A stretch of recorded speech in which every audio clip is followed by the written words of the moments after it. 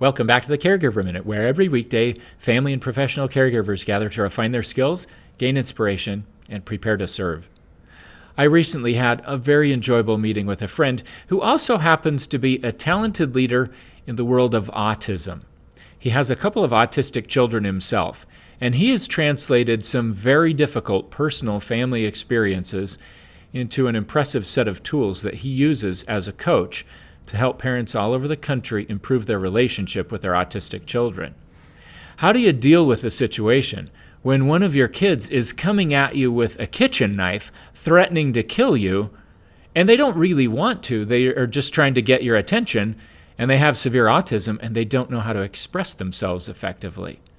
That's the kind of stuff that he helps people deal with every day.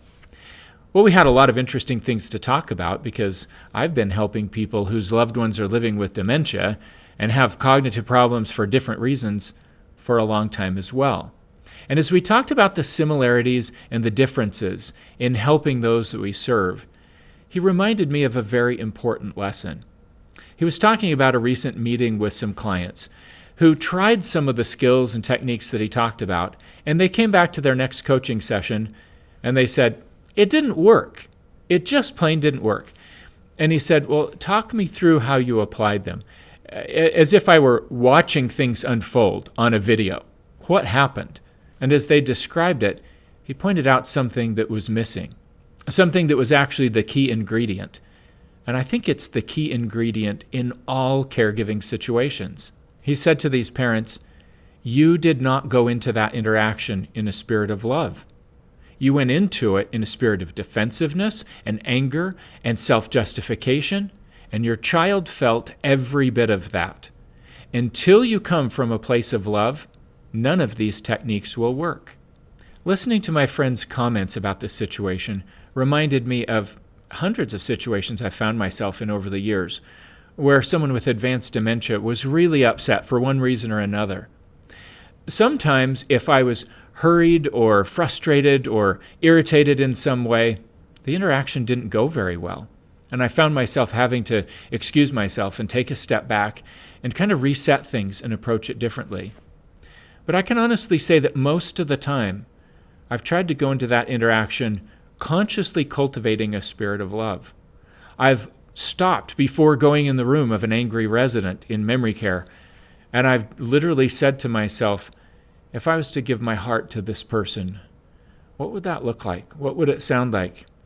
How could I come across in a way that they could feel that above all else, I have love in my heart for them? Now that sounds kind of fluffy. It sounds kind of soft and feel good. I don't know a better way to describe it, but I know it's a true principle that when we genuinely have love in our heart for the person that we're interacting with, whether it's our spouse or significant other, or one of our children, or a friend, or someone that we're serving as a caregiver, I know it makes a difference. And conversely, I know when we fail to have love in our hearts going into an interaction, we can say all kinds of things right, and everything is wrong. So today, I invite you to take a little bit of time to consider what you're doing to show up to your interactions with love in your heart for the other person.